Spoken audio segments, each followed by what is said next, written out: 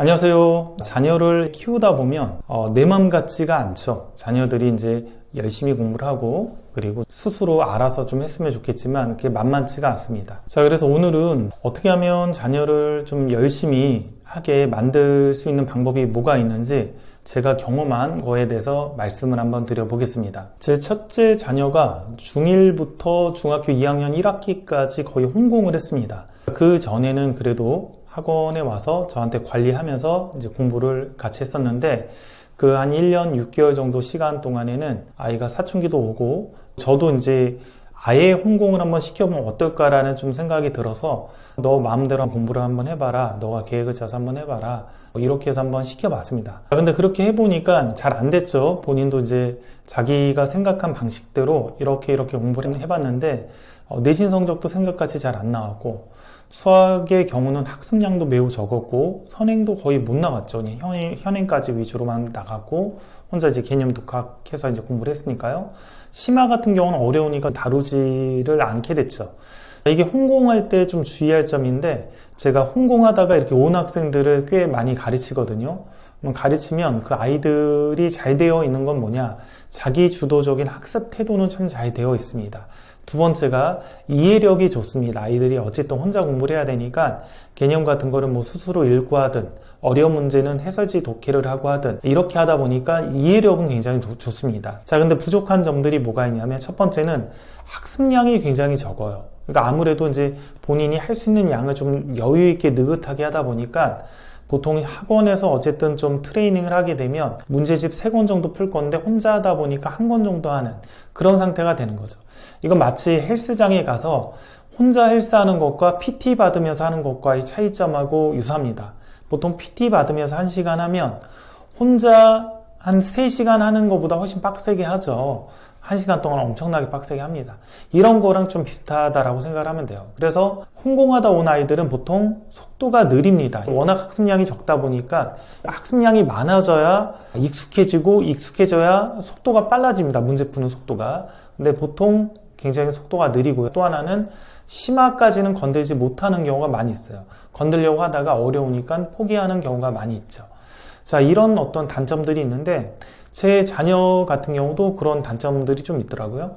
그러다가 이제 중학교 2학년 2학기부터는 이제 엄마가 너 혼자 하니까 이게 좀 안 되니까 아빠랑 같이 해봐라 이렇게 해서 저랑 이제 같이 공부를 다시 하게 됐습니다. 수학도 학원에 와서 제가 관리하고 커리큘럼 짜고 이렇게 공부를 하게 됐죠. 그러면서 제가 일단 시킨 게 뭐냐면 워낙 이제 많이 뒤처져 있다 보니까 이게 그냥 여유 있게 해서는 극복이 안 되겠다라는 생각이 들더라고요. 과도하게 많은 양을 열심히 하지 않으면 얘가 따라가기가 힘들겠다라는 생각이 들어서 보통 이제 열심히 하는 아이들, 재수생들 가르쳐보고 전교권에 있는 아이들 가르쳐보고 스카이 가는 아이들 가르쳐보면 걔네들이 열심히 하는 정도가 있습니다.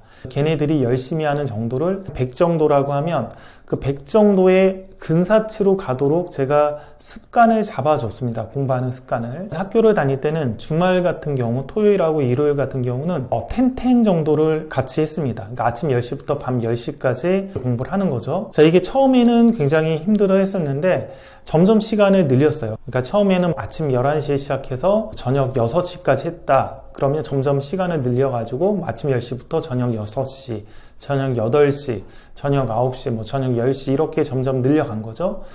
토요일하고 일요일 날은 한 12시간 정도 공부를 하고 중간에는 밥을 한번 먹고 이렇게 공부하는 거를 했었죠. 밥을 먹다 보니까 밥 먹는 시간도 좀 아까워서 보통 밥을 한 끼만 먹었습니다. 그러니까 아침을 먹고 같이 카페나 도서관을 가서 공부를 하고 그 다음에 점심을 좀 늦게 먹고 한 2시나 3시쯤까지 먹고 그 다음부터 거의 저녁 9시나 10시까지 밥을 안 먹고 공부를 한 거죠.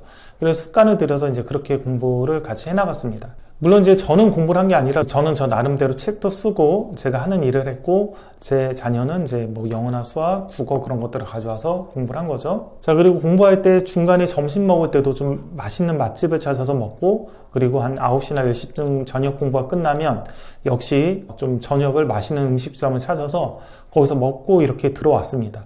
그러니까 이제 보상 체계를 만든 거죠. 힘들게 공부를 하고 그 공부하는 과정이 끝났을 때 맛집에서 맛있는 걸 먹으면서 보상체계를 만들어주는 거죠. 이게 도파민이 나오게.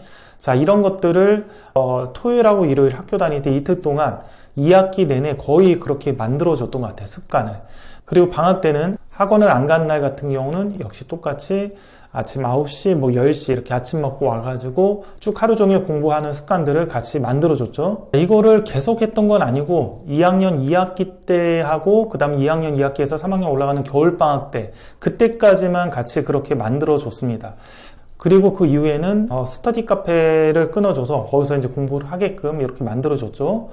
근데 이렇게 습관을 한번 만들어주니까 중3이 되니까 이제 좀 더 열심히 공부해야겠다는 목적의식이 생기잖아요. 목적의식이 생겼는데 이제 습관까지 좀 만들어진 상태죠. 그러니까 스터디 카페에서 저랑 했던 거랑 똑같이 그 시간 동안 이렇게 공부를 합니다. 그러니까 이제 자주 왔다 갔다 하면 좀 집중력도 끊기고 시간도 낭비가 되니까 저녁을 보통 안 먹고 쭉 공부를 합니다. 가령 학교 끝나고 스터디 카페 4시에 가면 보통 밤 10시나 11시까지 이렇게 공부를 하고 와서 저녁을 먹고 아니면 점심을 좀 늦게 2시나 4시 이렇게 좀 약간 늦게 먹었다 그러면 보통 스터디 카페 가서 한 12시나 1시 그때까지 이제 공부를 하고 오는 거죠. 공부하는 걸 봤더니 이제 제가 가르쳤던 재수생들 그리고 전교권에 있는 열심히 하는 아이들 이 아이들이 공부하는 것들을 100이라고 났을 때 한 85 정도까지는 좀 올라선 것 같아요. 그래서 거의 이제 잔소리할 게 좀 없는 상태가 된 거죠. 알아서 열심히 하고 하루 종일 공부하고 필요하면 스터디 카페에 가서 공부하고 그러니까 공부에 대해서는 많이 잔소리할 게 사라진 상태죠. 자녀가 열심히 공부를 하게끔 만들어 주려면 제가 봤더니 같이 함께 하면서 습관을 만들어 주는 게 제일 좋은 것 같다라는 생각이 들었어요. 가끔 가르치는 아이들 중에서 너무 공부를 열심히 안 해가지고 부모님이 너무 안 하니까 대안이 없잖아요. 스터디 카페를 끊어줘도 거기서 딴짓만 하니까 관리형 독서실 그런 데를 끊어주는 부모님들도 계십니다. 관리형 독서실을 가면 CCTV로 이제 관리를 하고 모르는 거 질문도 받고 휴대폰도 수거하고 이렇게 하거든요. 그런데도 이제 얘가 공부를 안 하는 경우가 많아요. 잠을 자거나 공부를 안 하는 경우가 많습니다. 시간만 때우고 오는 그런 경우가 되는 거죠. 그래서 실패하는 경우가 많은데 제가 추천드리는 거는 부모님이 같이 공부를 꼭 할 필요는 없어요. 책을 읽어도 되고 그러니까 같이 그렇게 해서 몸 만들기 이렇게 오랫동안 공부하고 그리고 맛있는 거 사주고 보상체계를 만들어서 습관을 만들어주는 것 어느 정도만 이렇게 몸 만들기만 해주면 본인이 한 중3 요 정도 되면 이제 약간 걱정하거든요. 그러면 그때 혼자 해봐라 그러면 또 알아서 혼자 합니다. 몸 만들기를 해주면. 그래서 이렇게 몸 만들기를 해주면 의지가 있다라면 훨씬 더 열심히 하게 된다라는 거죠. 제가 이거를 왜 명확하게 아냐면 제 둘째 자녀 같은 경우는 지금 중학교 2학년인데 공부를 공부할 게 없이 그래도 관리하에 쭉 공부를 했습니다. 첫째는 초등학교 4학년부터 제가 수학을 관리했는데 둘째는 초등학교 3학년부터 했고 그리고 혼자서 공부하는 거 없이 아예 계속 이렇게 공부를 했더니 누적된 학습량이 엄청나요, 현재. 그러니까 심화도 꽤 많이 했지만 선행도 꽤 많이 했고 그래서 누적된 학습량이 많습니다.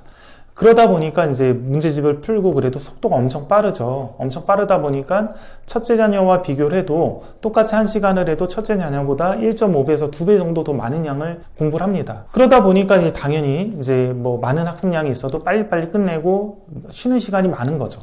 그게 많이 놉니다. 저희 둘째 자녀는. 그래서 제가 너도 언니같이 저렇게 하루 종일 공부하게끔 아빠가 몸 만들기를 해줄까? 이렇게 제가 제안을 합니다. 주말에 아빠랑 같이 도서관 가가지고 아침 10시부터 밤 10시까지 이렇게 공부하자. 그런 습관 만들어줄게. 이렇게 제가 제안을 하는데 둘째 자녀는 싫다라고 하죠. 자기가 할 거는 빨리빨리 끝냈으니까 더 이상 이제 하기 싫다. 나는 그 시간에 쉬겠다. 지금 시험 기간인데도 신춘문예에 시를 써가지고 응모를 했습니다. 지금 기말고사 시험 기간인데요. 자기는 이제 심의활동을 하겠다라는 거죠. 둘째 자녀 같은 경우는 제가 스터디 카페를 같이 가서 공부를 하기도 하는데요. 보통 이제 스터디 카페에 가서 같이 공부를 하면 우리 첫째하고 저랑 밤 11시, 12시까지 하고 나오면 둘째는 보통 한 저녁 8시면 사라져 있습니다. 공부하다가 이제 사라져서 먼저 집에 가는 거죠. 답답하다고. 그러니까 습관이 안 되니까 이런 현상이 벌어지는 거죠. 근데 제가 이제 강제로 둘째 자녀한테 이렇게 해보자라고 시키진 않습니다. 첫째 자녀한테도 강제로 시키진 않았어요. 그냥 이렇게 해야 되지 않겠냐. 너 이렇게 부족하고 성적도 안 좋으니까 이렇게 해서 공부 열심히 하자. 하루 종일 해야 뭐 따라갈 것 같다. 그렇게 하니까 본인도 이제 위기감을 느껴서 그렇게 첫째 자녀도 한 거고, 둘째 자녀는 제가 그렇게 얘기를 해도 본인이 이제 아직 위기감을 안 느끼는 거죠. 성적도 잘 나오고 누적된 학습량이 있다 보니까 속도도 빠르고 해야 될 것들은 빨리빨리 해치우고 이제 쉬고 그러니까 본인이 급하지가 않으니까 그렇게 안 하는 거죠. 이게 습관이 안 되면 그렇게 못 한다는 거예요. 똑같은 자녀들을 제가 봤을 때 첫째 자녀는 그런 습관을 들여서 스터디 카페 가면 하루 종일 공부하는 걸 힘들어하지 않는데, 둘째 자녀는 굉장히 힘들어한다라는 거죠. 이렇게 오랫동안 집중해서 공부하는 것들을요. 이런 경우는 이제 스스로 좀 열심히 하기 위해서 열심히 할 수 있는 그런 곳을 보내는 방법이 있죠. 가령 고등학교를 특목고나 자사고를 보내서 경쟁하는 분위기를 만들어줘서 자기가 더욱더 열심히 하게끔 만들어주는 방법이라든지, 아니면 학원을 보내서 학원에서 좀 과제량을 받고 어느 정도 더 공부를 더 많이 하게끔 하는 그런 방법들도 좀 있겠죠. 자녀들이 좀 공부를 안 하면, 예를 들면 둘째 자녀 같이 어느 정도 실력이 있고 본인이 할 수 있는데 동기부여가 안 돼서 안 한다면 면학 분위기 좋은 그런 고등학교나 그런 데를 보내는 방법이 하나 있고, 아니면 학원 같은 데 보내서 좀 더 빡세게 공부하게끔 하는 방법들이 있겠죠. 그리고 제 첫째 자녀 같이 학습량이 많이 부족한 경우는 이렇게 같이 함께 하자라고 좀 설득을 해서 애가 설득만 해준다면 이런 식으로 하루 종일 같이 하게 되고, 그리고 맛있는 거 사주면서 도파민 나오게 보상책을 만들어주면 거기에 이제 아이들이 중독되고 그런 체계가 익숙해지면 그렇게 스스로 앞으로 해나가게 된다라는 거죠. 자, 오늘은 공부하기 싫어하는 자녀들 어떻게 해야 되는지, 잔소리만 해서는 안 하죠. 못 만들기를 해줘야 됩니다. 그러니까 엉덩이 힘을 만들어줘야 되는 거죠. 그래서 이런 것들을 어떻게 해주면 좋을지 제가 경험한 것들을 말씀을 드렸습니다. 여기까지 하겠습니다.